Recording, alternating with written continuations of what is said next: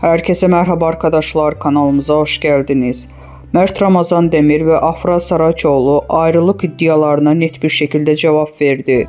Afra Saraçoğlu, Paris Moda Haftası dönüşü Mert Ramazan Demir ile yaşadığı ayrılık iddialarına son noktayı koyarak açıklamalarda bulundu.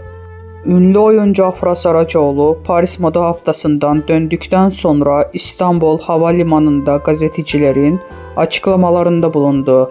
Son dönemde adı Mert Ramazan Demir ile yaşadığı ilişki hakkında çıkan ayrılık dedikoduları ile gündeme gelen Saraçoğlu bu iddialara açıklık getirdi.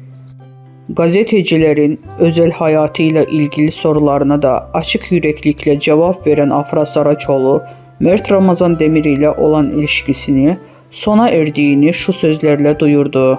"Artık bitti ve gitti" dedi. Bu açıklamasıyla ayrılık iddialarına son noktaya koyan Saraçoğlu, hayranlarını ve medya dünyasını şaşırtmadı.